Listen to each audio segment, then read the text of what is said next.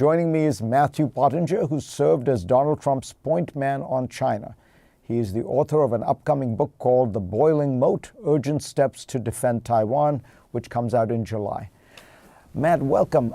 You also have this extraordinary essay in Foreign Affairs that I wanted to start with because in it you basically say that you think the Biden administration has taken some very good and tough steps on China, but its basic goal is wrong. You say the Biden administration is trying to manage competition with China, whereas the goal of the United States government should be regime change. It should be just as it was with the Soviet Union, a policy of containment designed to essentially overthrow the Chinese Communist Party.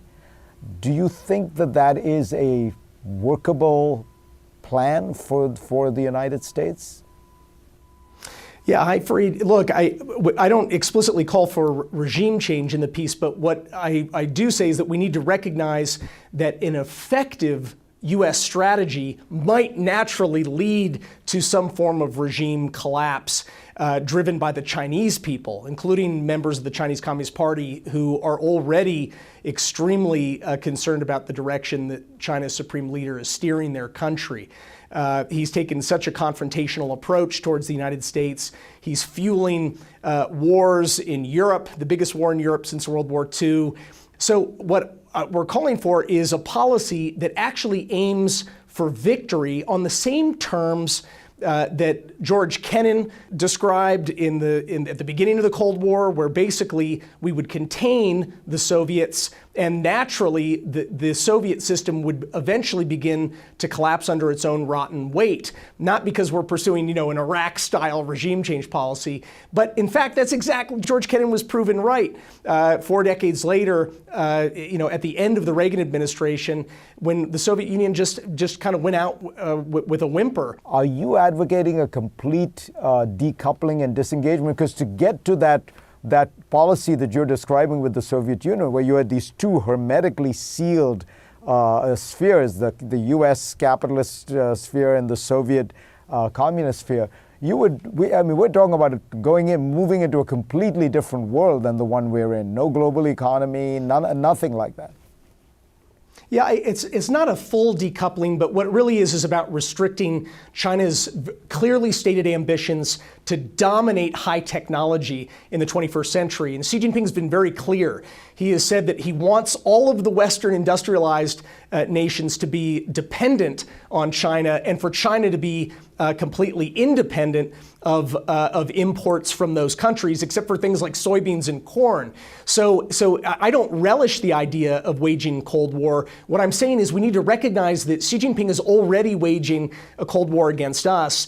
Xi Jinping has said in more than one speech that the primary descriptor of the world today is chaos. He says, 大乱, chaos. And he goes on to say that this is actually beneficial for the Chinese Communist Party's aims in the world. He's even gone farther. Last year when he met with Vladimir Putin, he identified him and Putin as the architects of chaos. He said, Vladimir, you and the changes that are occurring right now, we haven't seen since World War II. And he said, you and I are the ones driving this change in the world. So I got to ask you this, Matt. Do you think this is a strategy that Donald Trump would embrace were he to win the White House? And I ask that letting viewers know an important caveat, which is you did serve as his top China aide, but on January 6th, because of what happened that day, you resigned from the White House. You were the senior-most White House official to resign. But all that said, you know the man, you advised him. Do you think this is the kind of strategy we would be looking at in a second Trump term? The advantage of President Trump's approach was that he was willing to be confrontational. He was willing to actually impose significant costs on Beijing for the types of things that they were doing to undermine our interests.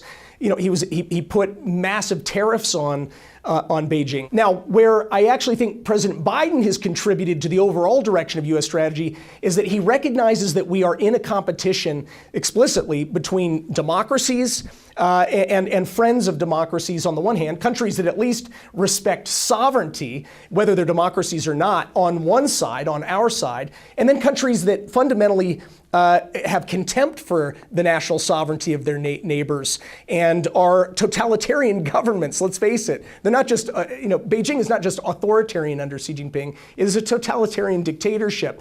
So I think that if President Trump were to adopt, if he gets reelected, some of that Cold War framework, I actually think it would accelerate a successful U.S. policy in a second term.